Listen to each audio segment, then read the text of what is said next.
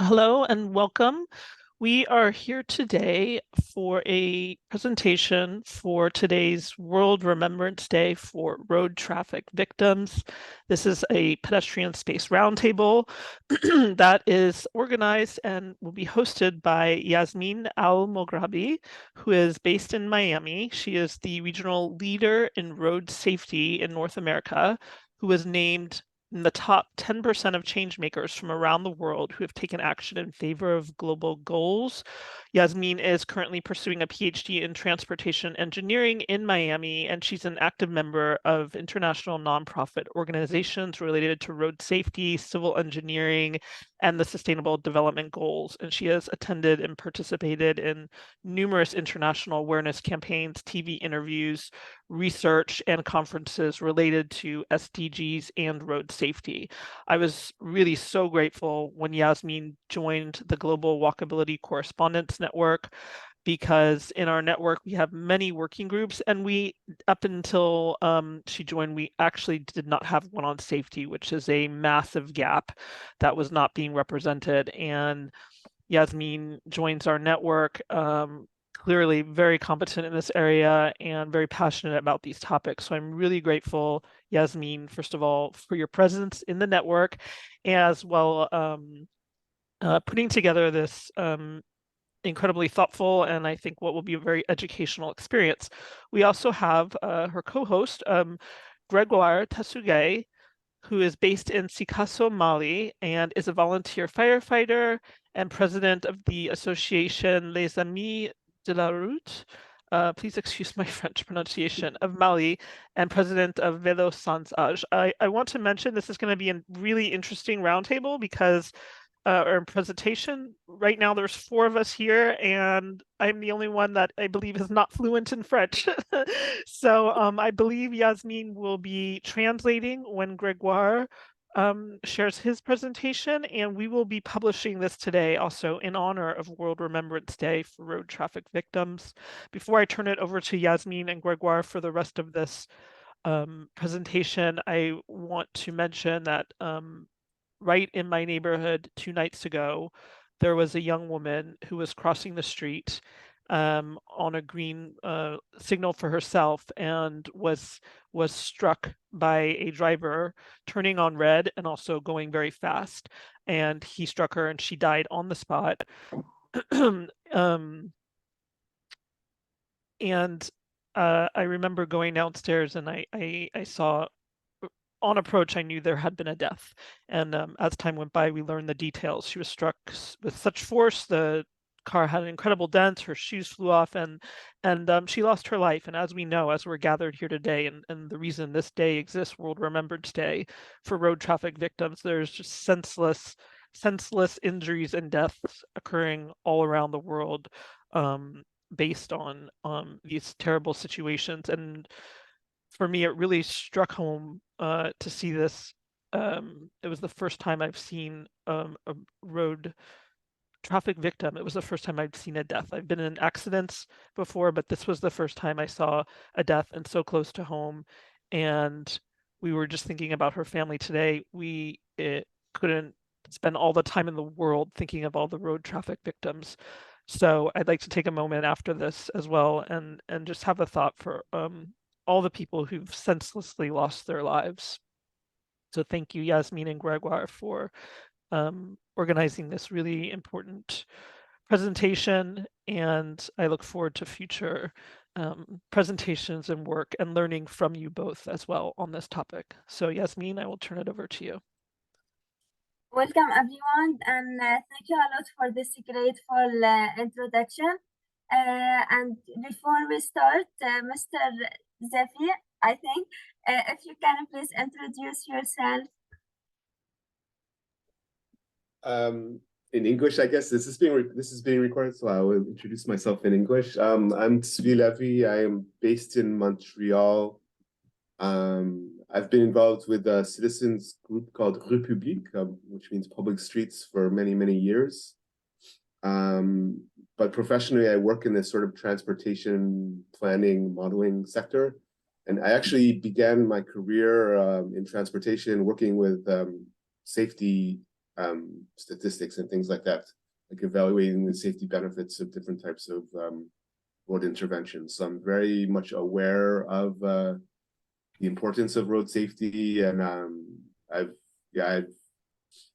lived in Israel for many years, which has pretty horrific road safety statistics as well.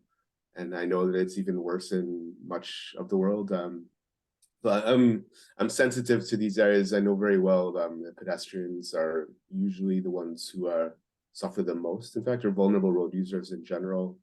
And surprisingly, this particular day in Montreal, I don't believe it gets a lot of recognition in Montreal. There are a lot of groups who work to commemorate sort of victims of traffic violence, but I don't think that this particular day is being noted noted in particular in any way.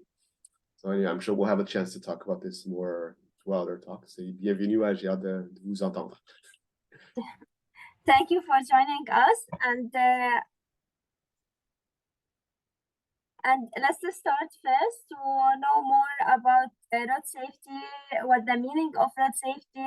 So road traffic safety refers to the method and measures used to prevent road users from being killed or seriously injured. And when we say road users, we mean a driver, pedestrian, passenger, cyclist.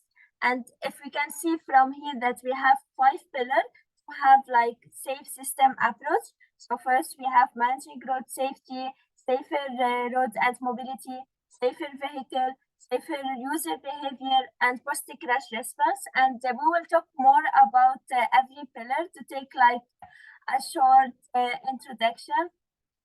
So first, when we talk about managing road safety, we mean encourage the creation of multi-sectoral partnerships and designation of lead agency with the capacity to develop and lead the delivery of national road safety strategy, plan, and target. Safe roads and mobility, it's more related to engineering work, and it means the inherent safety and protective quality of road network for the benefit of all road users, especially pedestrian, bicyclists, and motorcyclists. For example, promote the development of safe new infrastructure that meet the mobility and access needs of all users, not just for the driver, but also we need to design the road for pedestrian. Safer vehicle, we mean encourage universal deployment of improved vehicle safety technology. And now it's we have something very good that we have road crash test for dummies. So usually before introducing any new technology for in a vehicle, we do this test to see if this technology will improve road safety, will have a great impact or not. Safe user behavior, we mean develop comprehensive program to improve road user behavior, like sustained or increased enforcement of law and standard, combined with public awareness, education to increase seatbelt and helmet wearing rate, reduce drink driving, speed, and other risk factors.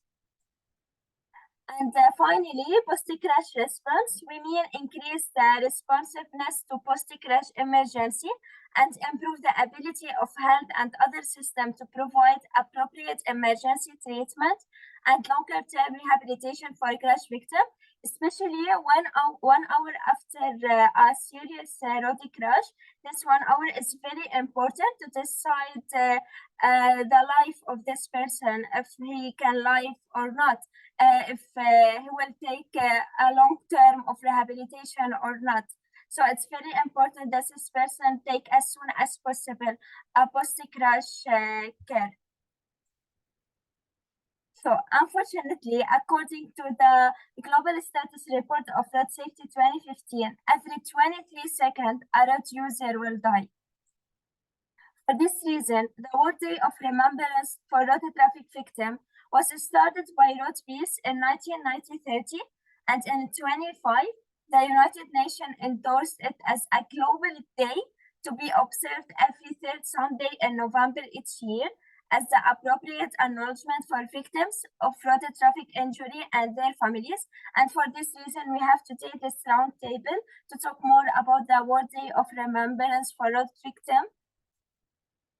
So unfortunately, that road crash are the leading cause of death for children and young adults aged 5 to 29, and young male under 25 years are more likely to be involved in road traffic crashes than female, with 73% of all road traffic deaths occurring among young male in that age.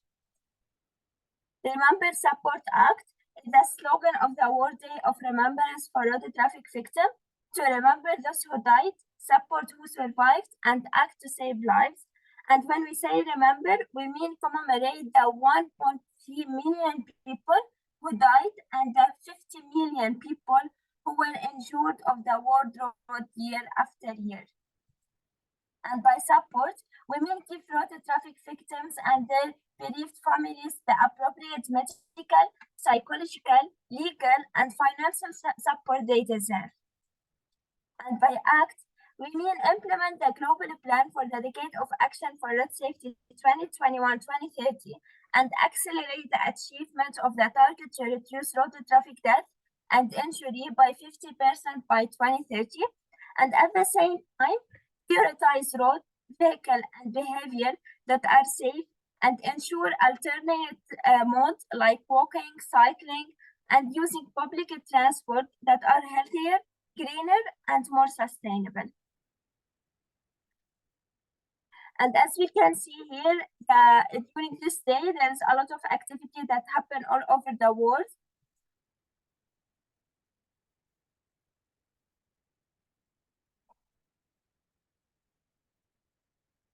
And now we will move to Mr. Grégoire to talk more about his experience to improve road safety.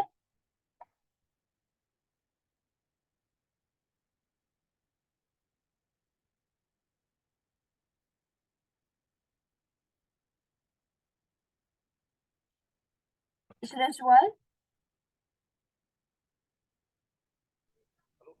C'est moi? Oui, s'il te plaît, si tu peux commencer. Voilà la présentation. Voilà, bonjour. Oui, la présentation. Bon, moi, je vais devoir intervenir. Oui, la présentation. Voilà, donc moi, je vais devoir intervenir en...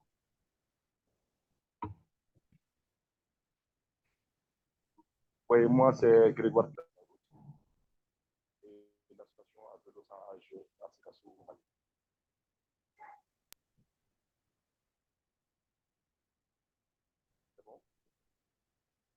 Oui, Grégoire. S'il te plaît, si tu peux commencer ta présentation.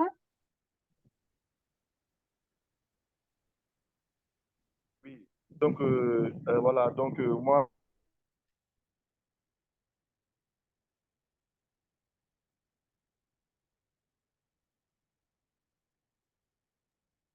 Seems to be we're having some audio issues here. L'audio n'est pas bon? Je suis... C'est bon? Is it good now? Maintenant, c'est mieux. Oui, oui, c'est bon. C'est parfait. Oui. Voilà. Voilà, donc moi, c'est Grégoire Tessougue. Je suis président de l'association Les Amis de la Route du Mali et président de l'association À Vélo Sans Âge. Donc, je suis très heureux ce matin d'être parmi vous ici pour commémorer la journée internationale des victimes. D'après les questionnaires qui m'ont envoyés par Mme Yasmine, des questions relatives quels sont les obstacles que nous rencontrons pour améliorer la sécurité des piétons. Bon, à notre niveau ici, c'est le manque de moyens financiers, le manque de moyens matériels et le manque de moyens humains. Next, Yasmine. Donc, après cette question, elle m'a posé également la question quelles mesures doivent être prises pour réduire la blessure des enfants et des piétons. Nous avons comme première mesure, c'est l'aménagement et la mise en place des systèmes de sécurité des piétons et des vélos devant les espaces publics, qui sont les écoles, les marchés, devant les espaces qui recevront des grands publics, les parcs, les jours. Hein. Donc, mettre en place des systèmes de sécurité pour le passage des piétons et le passage des motocyclistes et des piétons. Deuxième mesure, c'est la sensibilisation des piétons et des écoliers sur le code de la route et la prévention routière. La troisième aussi approche qui est impliquer les acteurs, tous les acteurs politiques et religieux à plus de mesures et de prévention, des lois et des mesures pour améliorer vraiment la sécurité des piétons et des usagers de la route. Voilà ces différentes mesures que nous avons énumérées pour réduire. Donc voilà, ça c'est quelques images. Voilà, next. Voilà, ça c'est quelques images que nous avons eu à faire, que nous faisons au Mali ici. Ici, vous allez voir sur la première photo, ça c'est devant une école comme ça. Donc vous voyez comment les élèves sont exposés au risque d'accident parce qu'il n'y a pas des espaces uniquement dédiés pour faire la traversée des écoliers. Et la deuxième photo, vous allez voir que nous confectionnons des panneaux pour signaler aux usagers de la route la présence d'un établissement scolaire. Next. Donc voilà, vous voyez, ça c'est la sensibilisation. Désolé pour l'image, ça c'est un élève qui a été victime d'accident devant une école. Donc, sur la deuxième photo, vous allez voir des écoliers qui sont sur une moto à support à 3. Donc, sans casque de protection ni rien. Donc, vraiment, c'est des problèmes cruciaux de sensibilisation qui doivent être menés au niveau des écoles sur les risques routiers et la prévention routière. Next. Donc, ça, c'est les campagnes de sensibilisation que nous menons en place dans les écoles, former les écoliers sur le code de la route, la prévention routière, voilà, à travers des sketchs, des vidéos, voilà, des dessins que nous organisons auprès des écoliers. Voilà. Next. Voilà, c'est toujours les mêmes programmes. Nous avons des programmes aussi, des programmes que nous exécutons chaque année à travers les programmes Road Service School, les programmes d'éducation routière dans les milieux scolaires. Nous formons les élèves chaque année sur la code de la route et la prévention routière afin de lutter contre la mortalité des jeunes auprès des mortalités des jeunes sur les routes. Next. Voilà, je vous remercie. Normalement, on devrait avoir M. Sérou Berthe qui devrait venir pour faire des témoignages, mais il m'a appelé, il dit qu'il est en cours de route, mais jusqu'à présent, il n'est pas venu. Peut-être qu'il a été empêché par le temps, je ne sais pas. Sinon, c'est un survivant qui a été victime d'accident de la route, c'est un enseignant. Il est même membre de l'association, de mon association. Donc, il devait venir témoigner, mais malheureusement, il n'est pas encore jusqu'à présent. Peut-être d'ici la fin, il sera là, peut-être. Voilà. Next.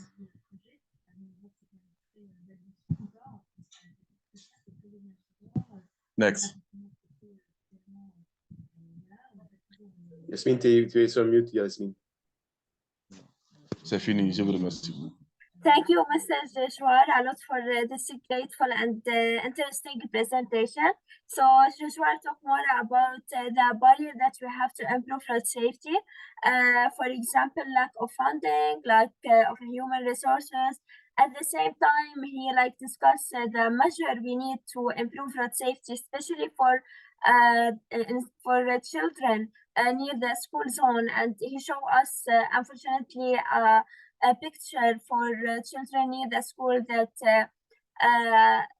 face a lot of problem and road traffic issue. For this reason, I'm very glad that the organization where Joshua work have every year education program to improve road safety for children near the school, because we really need education and we need more action to save lives, especially for young people and children who are the more vulnerable road users. And we also have a road crash survivor, Mr.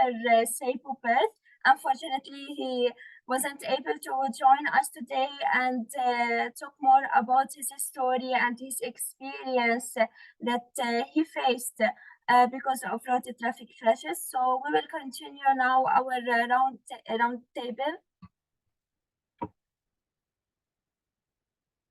So we will have now the Kahoot game.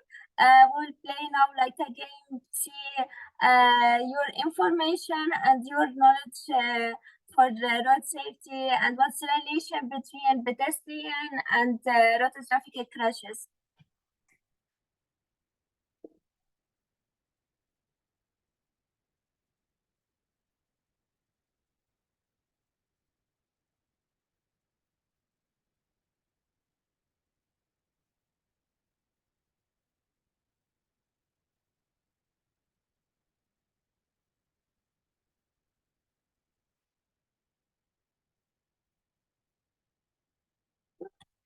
So please, if you can scan the QR code here, or if you can join using the www.kahoot.id and using this game pen to start with us.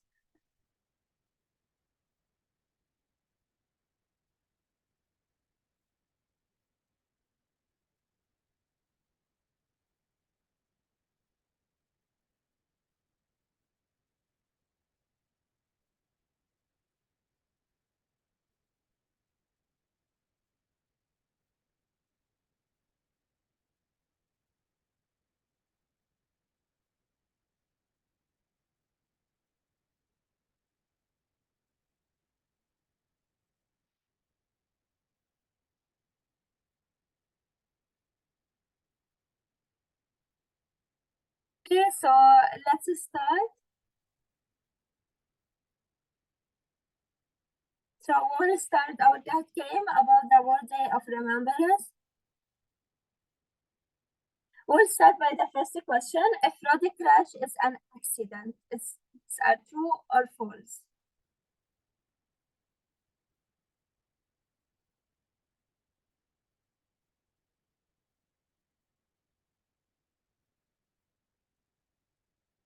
So a road crash is not an accident. We usually, we usually say that we face a road accident, but from a few years, there's like a decision to not use the word accident and use the word of crash, because what is the difference between accident and crash? So traffic crash are avoidable, preventable, fixable problem caused by danger to street and or unsafe road user. They are not accident. So let's stop using the word accident today and let's work together to improve road safety. For this reason, now we use the word road crash and not road accident.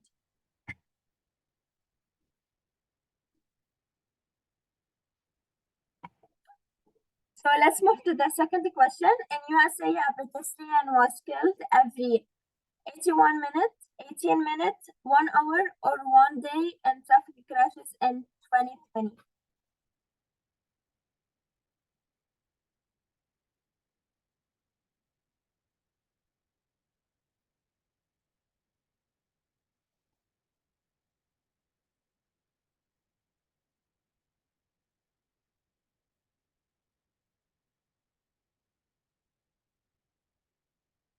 Unfortunately, in USA, a pedestrian was killed every 81 minutes in traffic crashes in 2020, and it's something very disappointing.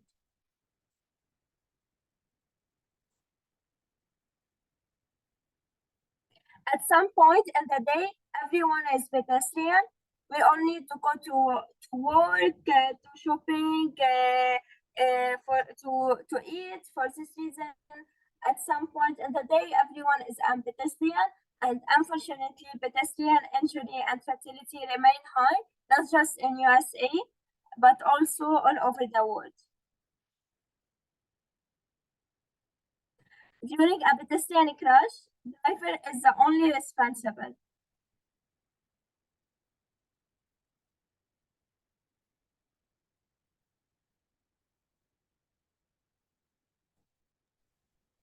There's a lot of nuance to the way I would answer these questions.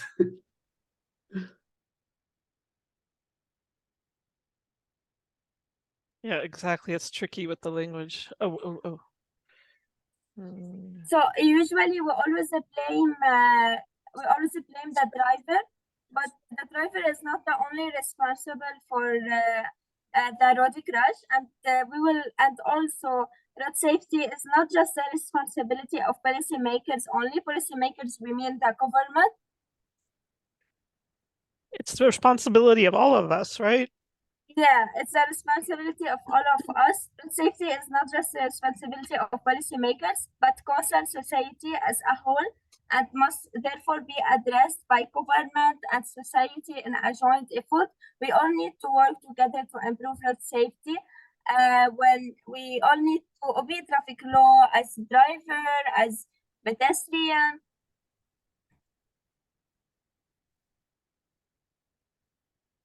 So this are you can choose many answers. The main cause of pedestrian crashes, what do you think?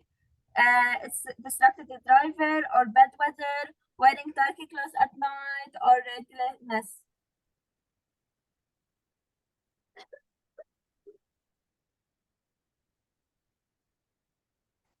Oh, could we have choose more than one?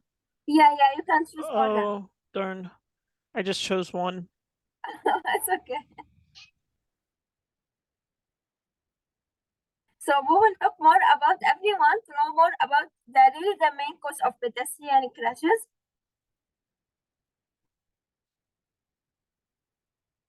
So first, the recklessness.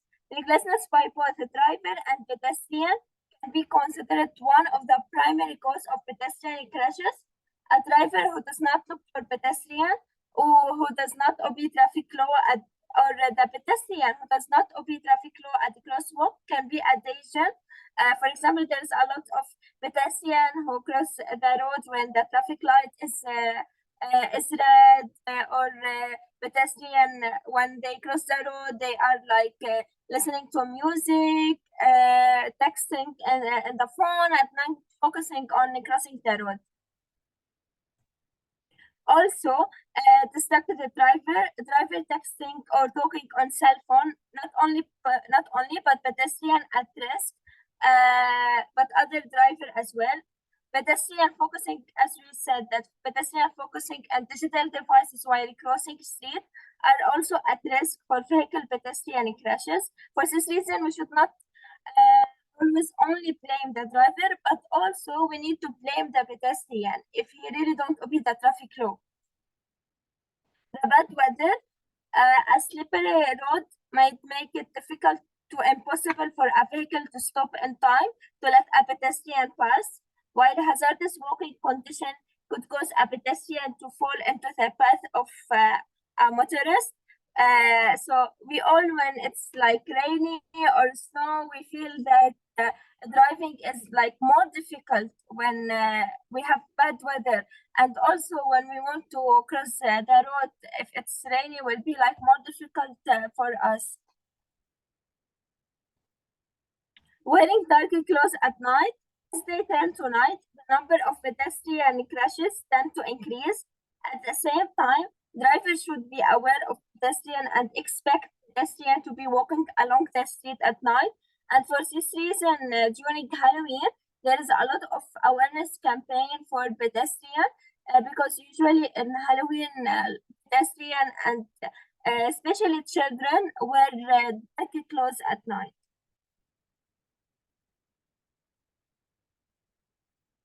Okay, so this sign, what it mean? It's mean pedestrian crosswalk or not?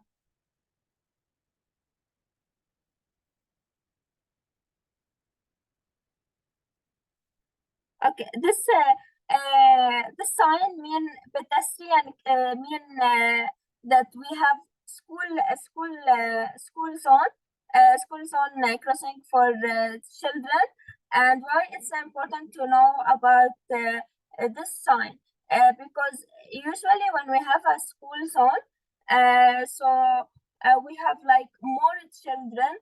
And at the same time, when we see this sign, it means that we should be aware, especially during the weekdays, because during the weekdays and in the morning and after the children finish the school, they are we will have on the road more kids, and according to the National Highway Traffic Safety Administration, school zone crashes cause serious injury to many children and teenagers across the country.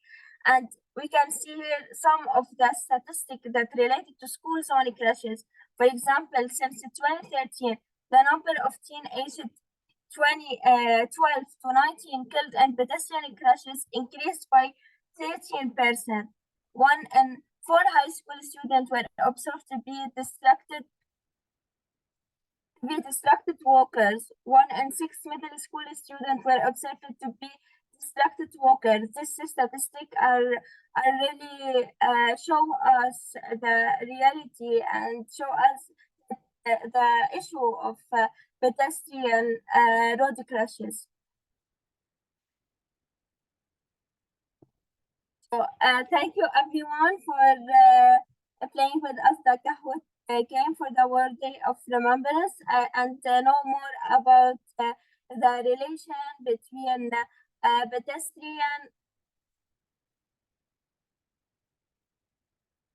and know more about the relation between pedestrian and road traffic crashes. So we will continue now, and we will have open discussion. We need to know more from you. It's the time to hear from you. Unmute yourself and share with us your story if you have faced before a road crash.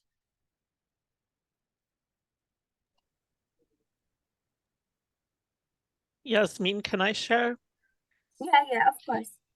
Well, my sharing is tied with what I mentioned in the intro, this road crash that happened in front of our on our block 2 nights ago.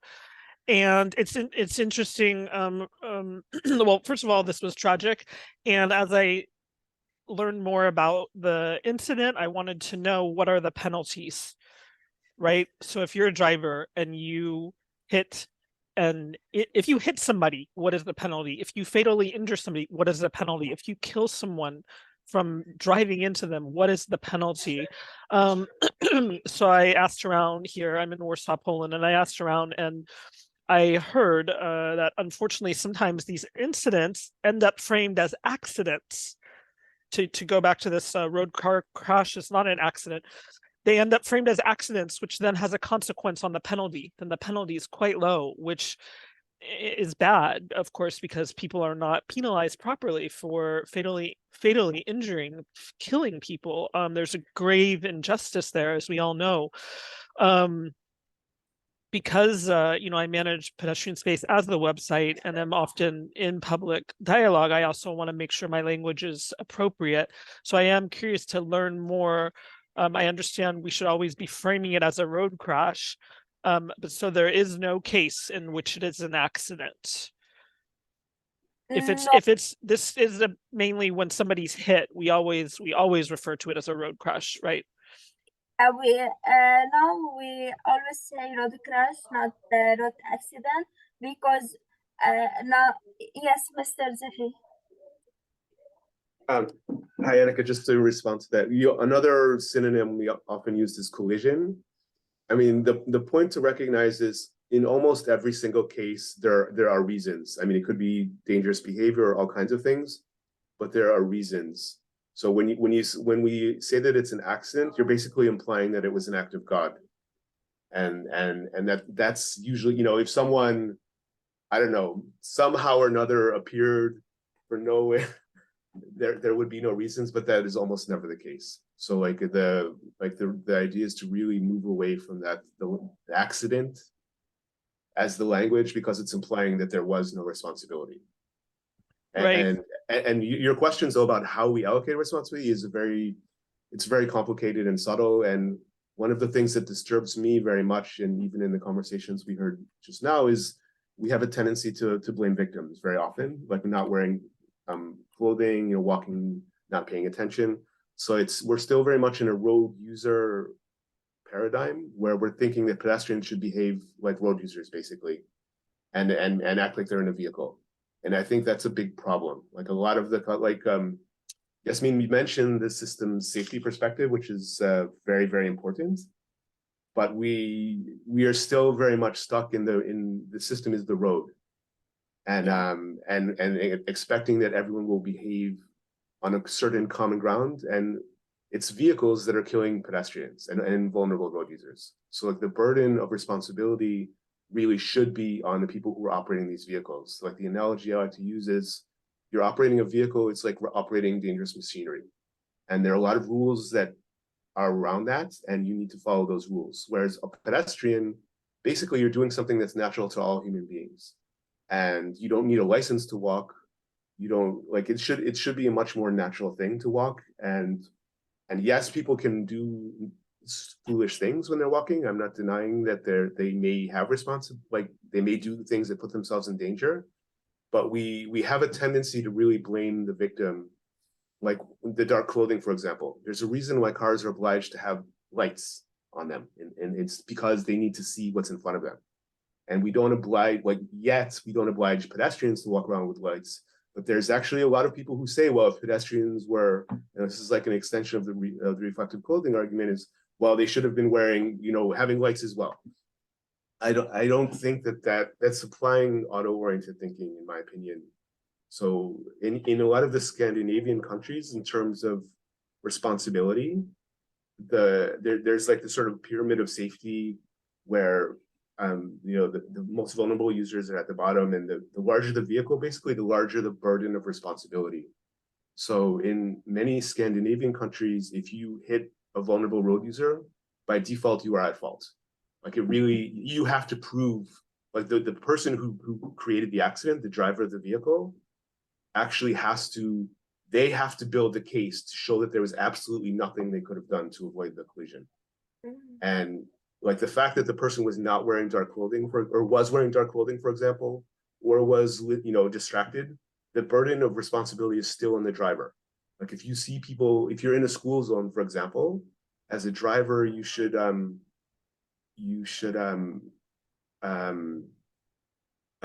be aware of that and adjust your behavior correspondingly. So yes, you can go on, Annika.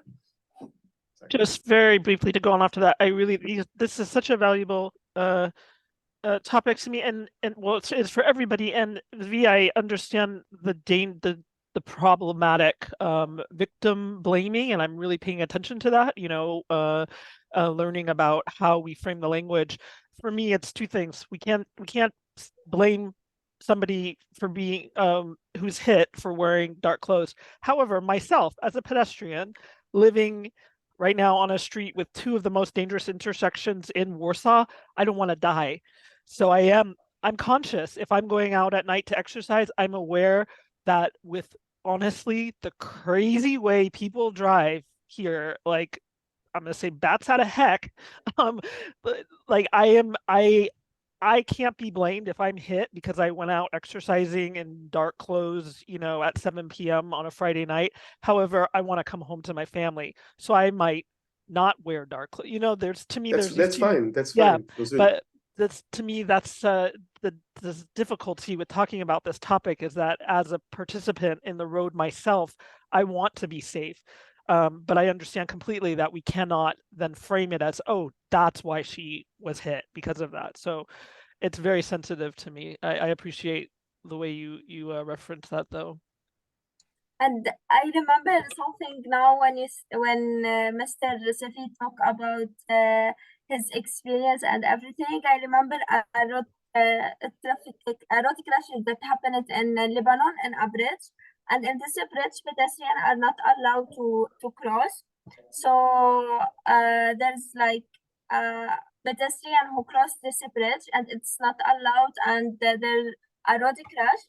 So they only blame the driver and not the pedestrian, because as you said, by default we have that the driver is the only person who's responsible for the road traffic crash.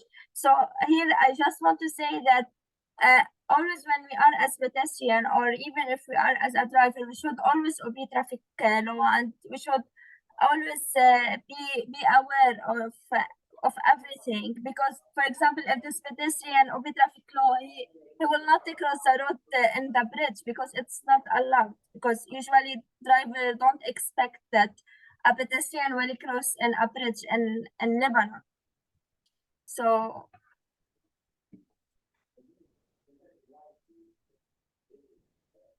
second question I have, what barrier or need you face in your journey to improve road safety for pedestrians?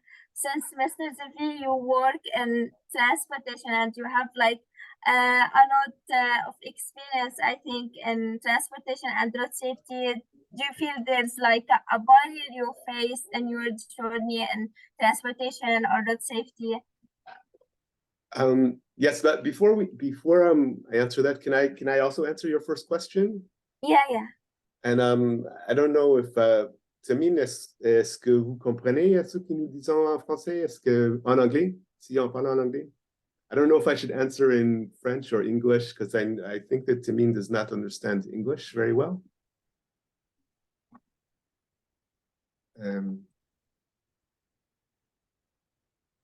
Okay.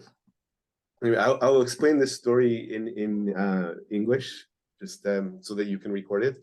So when one of my first really hands-on experiences with traffic, I like to use the term traffic violence because in a way that's what it is. Like it really causes physical harm to people. Was in Israel. I was on walking along a busy street, like sort of in the central area of downtown. And there were a lot of people walking, and there are bus stops there and a good amount of bus traffic.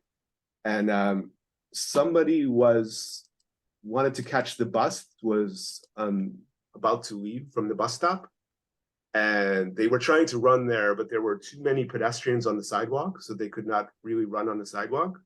So they went like, there's a fence actually to prevent people from walking in the road at that point because there's a lot of people and a lot of buses mixing. But the person went around the fence and sort of ran in the road to try and catch the bus, just as the bus was leaving. So the bus was like starting to pull out and the person was banging on the side of the bus to tell the driver to stop. And the person basically fell under the back wheels of the bus and the bus ran over them. And and I was like nearby, like I saw the whole scene, and I heard the person scream as the bus ran over them, basically. And then I couldn't stay, like I can still hear in my head, I can still hear those screams. And I actually ran and banged on the door of the bus and told the bus to stop, that you just killed someone.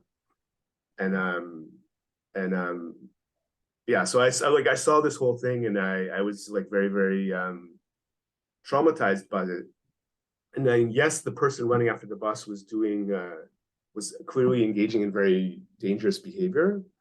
But it comes back to sort of the larger problem, though, is we don't have enough space for pedestrians, like in this area. And this is what I would say, and even Tamine mentioned, like the things that he identified as being lacking were, he mentioned money, material things, and human considerations.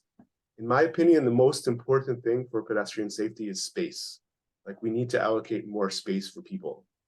And especially around where you have the interface between heavy vehicles and people, there needs to be sufficient space for people to be able to get around safely, to wait for the bus in a safer environment. So like when the bus comes in, like there's room for people to get around. And in Israel, this is actually a huge problem.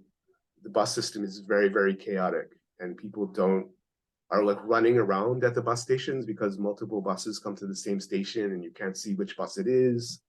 And it's a very, very common scene with people running around at bus stations. And they run because there's so many people there, they're like running where the buses are. So this is very, very dangerous. You are right. Yeah, sorry, continue. So basically, and as Yasmine, you already mentioned, the barriers or needs is we need to recognize that this is a systemic problem. So it's really about, it's more than just the road. Like I used to attend a lot of transportation conferences, and in the safety sector, there would always be sort of the road safety people. and the pedestrian safety people, and they were sort of like, they would be sitting next to one another, but at different tables. And there was like no conversation between them. And and I think this is really, we need to really, like, the Dutch are very good about this and thinking about the sort of systemic approach. And it's not only the experts who know what is necessary, like it's really everybody has a responsibility. Like it's the drivers, it's the pedestrians, the people who work, like in Canada and many other places, we have very large vehicles that pick up the garbage and things which are circulating on the roads and often cause a lot of conflicts because they're stopping very, very frequently. So in my opinion, the barriers we need are really to recognize that this is a systemic issue. Like people need to get around in all different ways. And in many, many countries, particularly in the developing world, we're quickly motorizing, like the number of cars, and not only cars, motorcycles as well, is growing very rapidly because the cities are so big and people are struggling to get around. So the fundamental need is to make it easier for people to get around. And there's sort of this vicious cycle. The more vehicles are on the road, the more space they occupy, the less comfortable it is to walk. So the more people turn to vehicles as a solution to their travel needs. So this is a really big challenge that a lot of developing countries are really in this phase right now. Like the number of vehicles is growing rapidly. I know Lebanon, back when I began my career, one of the numbers I looked at was the number of vehicles per kilometer of road. And Israel and Lebanon were almost the highest countries in the world. Like Lebanon was worse than Israel, actually, in terms of the number of cars per amount of road. And the highest was Thailand, actually. Right? This was back in the 1980s. Things have probably changed. I know Israel has probably built a good number of new roads, but the number of cars is much, much higher now. Like it's crazy. Like back when I had these numbers, it was like 150 vehicles per kilometer of road. So basically every road was more or less like a parking lot. So for me, I think the allocation of space, like we're never going to be able to control everyone. And I think this is where I think we need to allocate the space differently. Like we really need to, and this is, in theory, this should be something that the government can control. But I mean, it's very difficult though. In a lot of countries, how we apply the rules is a big challenge. And but I think we need to, like in the scenes that Tameen showed, there were no sidewalks, for example. And the space, like the actual place that was paved was only the place for the vehicles, and there was like wide spaces that were not even paved. Which I mean, it's complicated. Like what should we, it might be safer actually if less of the road was paved.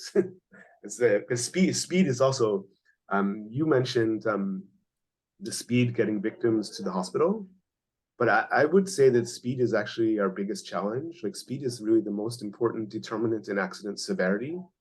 So like if a car is going faster than 30 kilometers an hour or so, the chances of a pedestrian surviving a collision are maybe 50-50.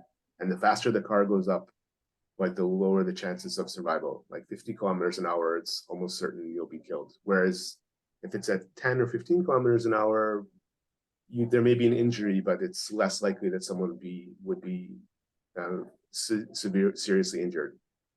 And we're at the point where we're really focusing on travel speed a lot and trying to make it easier for cars to go fast. And this is where I think we need to, question further, is that really the right thing to do? Like now more and more countries are sort of applying 30-kilometer-an-hour speed limits in residential areas.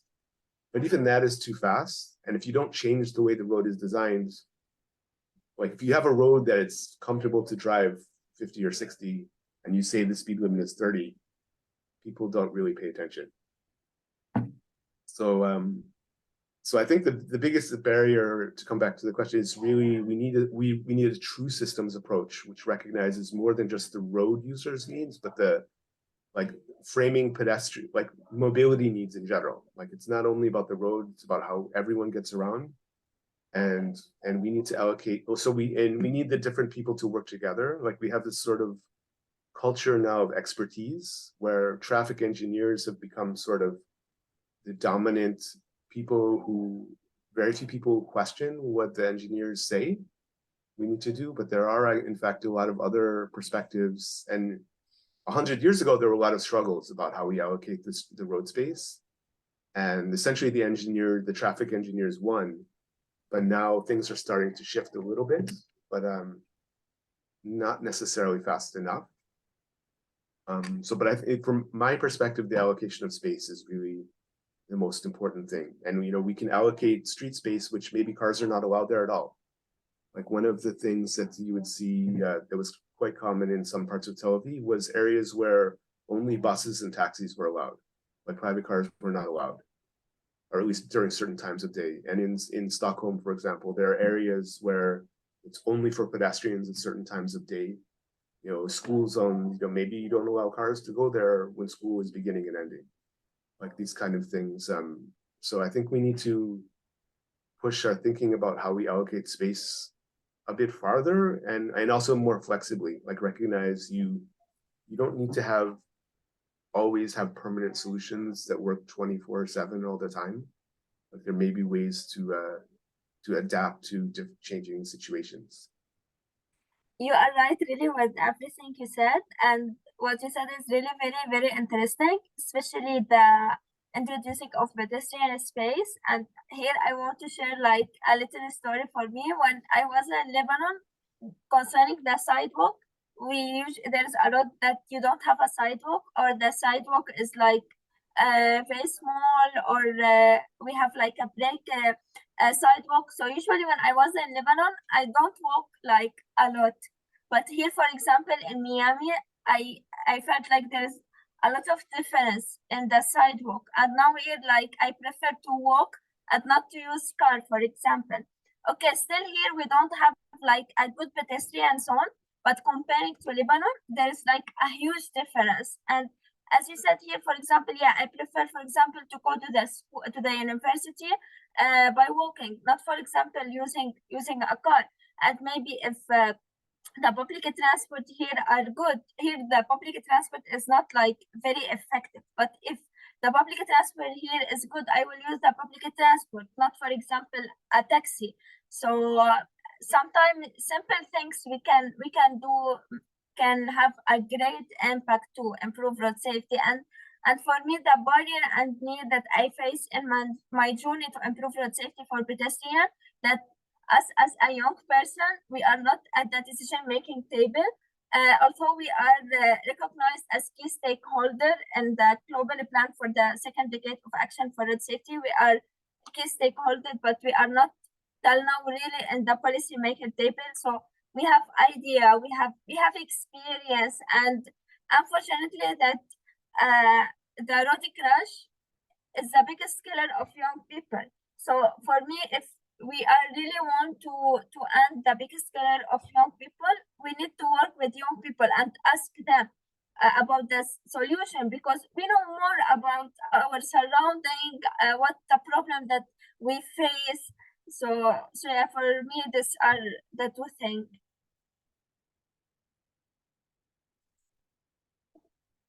So moving to the last question, what measures should be taken to reduce injury and death from road crashes to pedestrian? So yeah, I feel, yeah, yes, Mr. Zepi. Sorry, I wanted to respond to what you just said.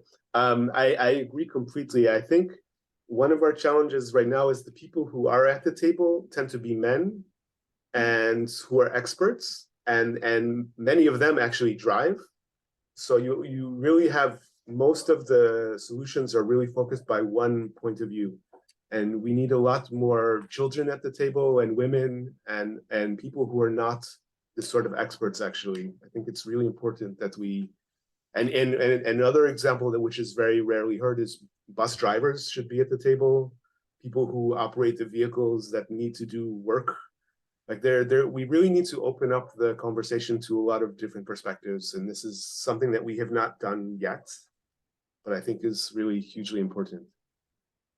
Yes, as you said, because sometimes really, as you said, we have like only expert a person who usually the car at the decision-making table. So maybe sometimes you apply like a perfect solution, a perfect design and everything in a place, and you apply the same design of road in another country or in another place, and it will not give you a good result, because every place have specific driver and pedestrian behavior, and we need to know this person, how they drive and why they drive like this, why they are dangerous driver. For example, when I came here, a lot of person told me that Miami driver are very dangerous, but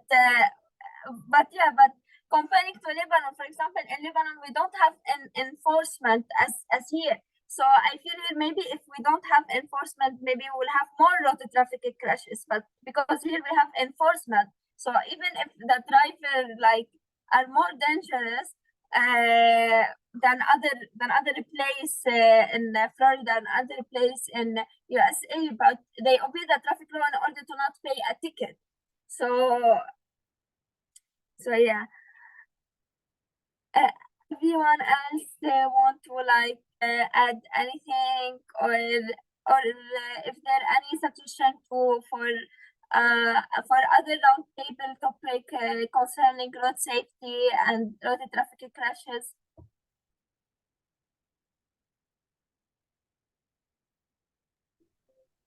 I would be I would be really curious to learn more about this issue of penalty, and maybe how maybe some stories of how places went from maybe high crash rates and accidents to minimize them. So how did places do that? Because I live in a city here where I'm really concerned, and for example, this recent crash that happened, and learning that the consequence and the penalty might not be severe. I think I read that in Warsaw, I'm not sure if it's all of Poland, the penalty for killing someone is 6 months to 8 years, which if it gets reframed as an accident could even be less. So that to me, this is really concerning. It means that people are, I don't really know what language to use. Yasmine, maybe you could help me, or Zvi, or Grégoire, just what this means, the impact on the responsibility people then feel towards other more vulnerable users of the road. I can mention a few.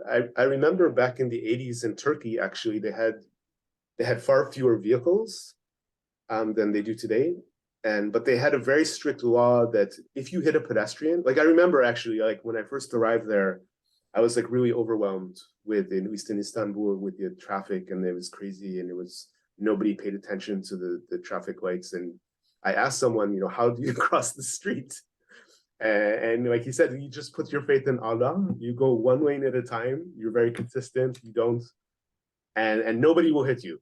And I'm like, well, yeah, but why? He's like, and I learned that if you hit a pedestrian, it was like a minimum 1 year in prison, like automatic.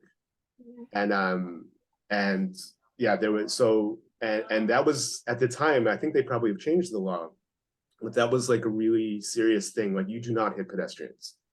And I remember, like, I traveled quite extensively in Turkey, and I was in the east, and I was on a bus that was like going through a crowded market, and the bus driver like ran over the foot of some old woman in the market, and like basically that was the end of our bus ride. Like, the guy, he stops and he got out and was like crying, but like he knew, like, yeah, he's going to be arrested, he's going to be taken away.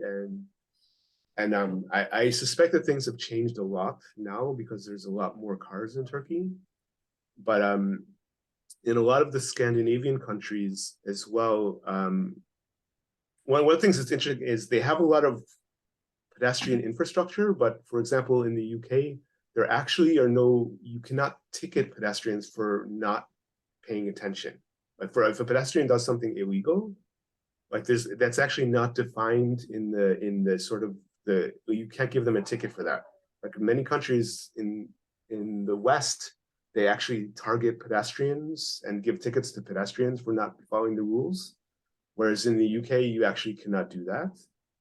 And if you do hit a pedestrian as well, it's sort of, like I said, the responsibility. So it's sort of automatic where you lose your driving privileges. Like where, and what you mentioned in terms of punishment, this is really a challenge because very often we treat this as criminal offenses, or we try to treat them as part of the criminal offense. You killed someone, so you should be considered a criminal. But the problem or the difficulty with that is, you know, if it goes to a trial, like clearly you were not trying to kill someone, or I hope you were not trying to kill someone. And most people who are listening to this can imagine themselves being in the same situation. So it's extremely difficult to convict someone of for these kind of offenses. And putting someone in jail for hitting accidentally, like as the driver would say, well, you know, I didn't do it intentionally, I didn't see them. So it was an accident. That's sort of the driver's perspective. And so it's very, very hard to, you know, rationalize putting someone in prison for that. Like, I think a much more reasonable type of punishment would really be to focus on their driving right, like their license. Like, I think you should really lose your driving privileges much more easy. Like in North America, it's actually easier to put someone in jail than it is to take away their driving license. Like, you can be convicted of drunk driving many times, and they cannot take away your driving privileges because you needed to live. Like, that's basically the argument that people will make. So in terms of, you know, how do we improve? There's Vision Zero sort of conversations going on in many places. Mohammed in Iran is trying to start that conversation in Iran. And that I think that's very important. Although in many places that sort of comes down to more enforcement, and all too often that enforcement is against pedestrians. Like in Montreal, like they try to be equitable. So pedestrians, cyclists, and drivers all get the same amount of tickets. But they're not actually, they don't give the tickets to people who are actually doing dangerous things. They give them tickets when they're not following the law, like the light was red and they went anyway, but there were no cars coming. Like, they looked and there were no cars coming, but still they're breaking the law. So like the tickets are not really, they're just ticketing people and saying, well, you should follow the rules and then everything will be safe. And unfortunately, it's not quite so simple. Like I think you were the one who mentioned that the pedestrian had the green light, but it's possible the car had the green light as well. Like in North America, it's very common that both the pedestrian and the car will have a green light at the same time. No. And at least in terms of the road behavior, the person going straight should always have the right of way, which in this case is the pedestrian. And that's how the laws really should frame it. But yeah, the car turns. Okay, I don't know what happened in your context, but like the most common type of collision is actually a car turning right and hitting a pedestrian. Yeah. And more often than not, both of them had the green light in North America. And so this is very hard to, in a case like that, where a car had a green light and the pedestrian had the green light, putting someone in prison for that type of collision is very hard, and it happens it's almost never happens. And Eastern Europe, I know, is rapidly motorized since the end of communism. So like the number of cars has, like, you know, hugely increased, and I have no idea what the rules are like now and how they relate. But like there's a big difference in the legal standards, at least in the Western European countries. They would sort of prioritize the group as opposed to the individual. Like there's legal sort of, you know, who has priority. Is it the individual's needs or the group's needs? Like, I don't know what the legal system is like in Eastern Europe, but even within like the UK versus Europe, there are different philosophies. You know, who has the right? Do you have the right as a driver to be, I don't know.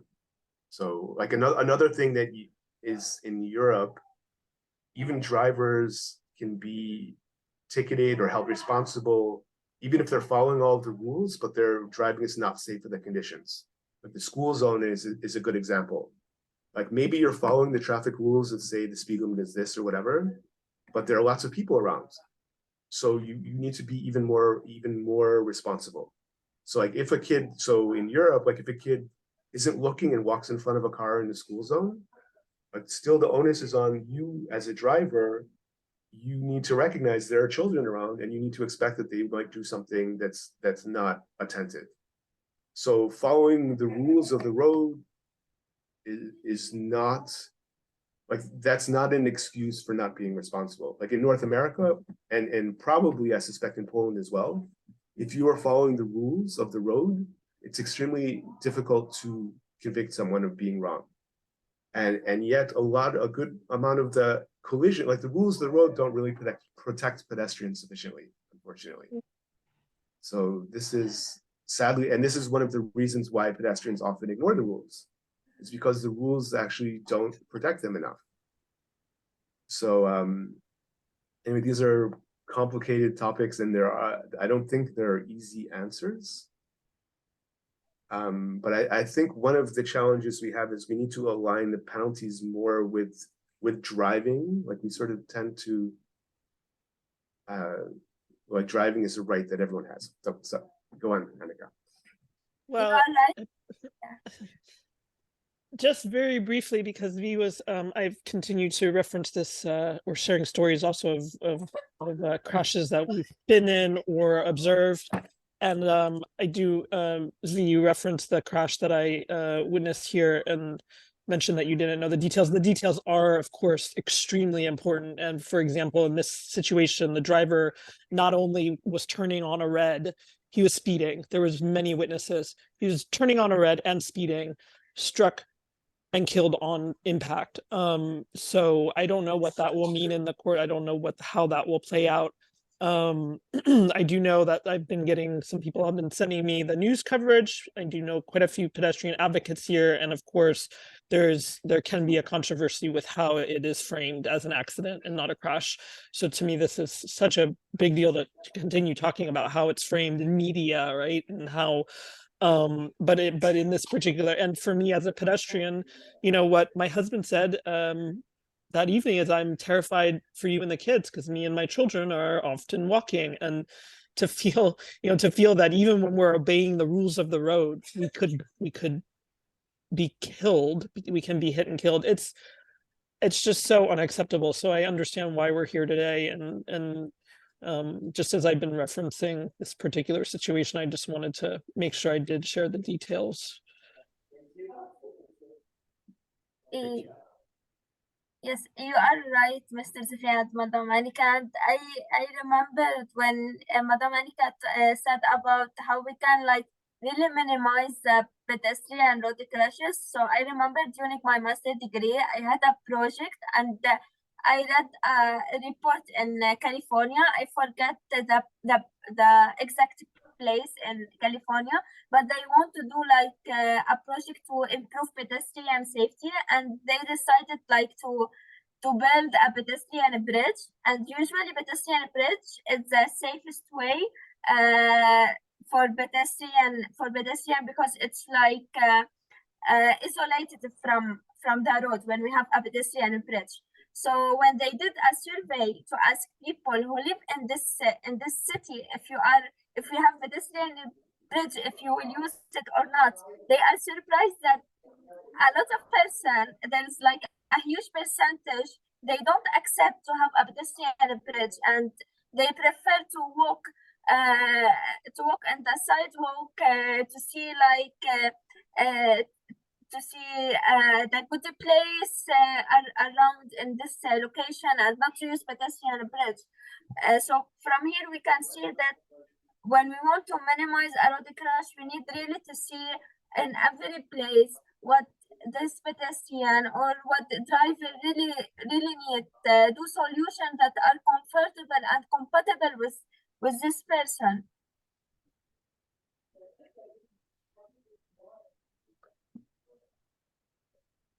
Also, very often, these pedestrian bridges, they take much longer to walk across them. Like there are stairs, and there are some countries who build a lot of them.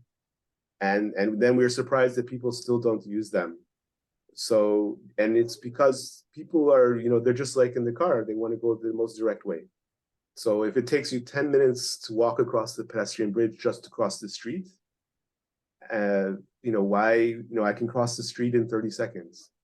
So why, you know, why would somebody, yes, it's safer, but there are other issues. Like I remember one time I had a colleague with a conversation with an Iranian colleague about road safety.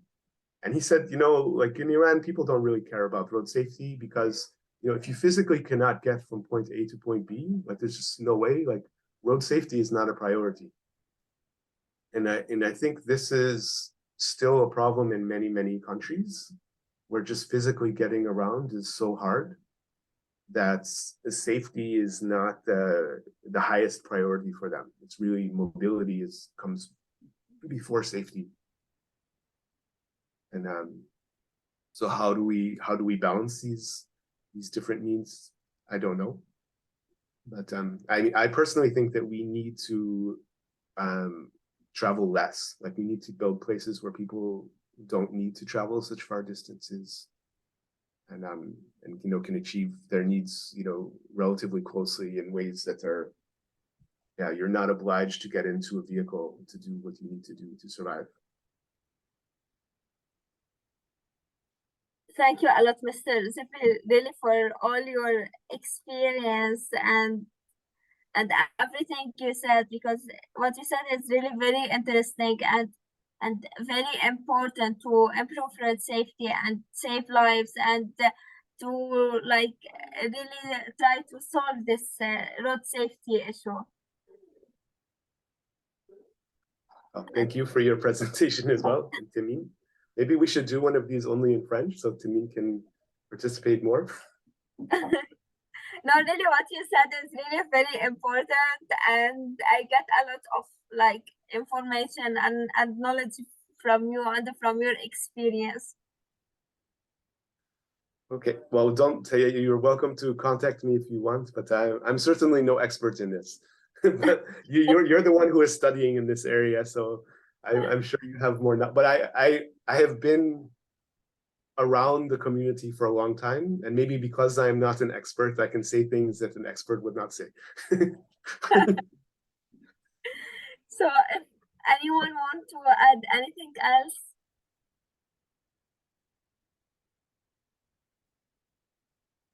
I just want to say thank you. This was, I really valued the presentation. I learned from the quiz. I think that was a great way to engage and learn. And I hope, Yasmine, you're willing to lead more roundtables. This was a really, really very valuable experience, I think. Thank you a lot, Madam Anita, for giving me this opportunity today. And thanks to Grégoire too.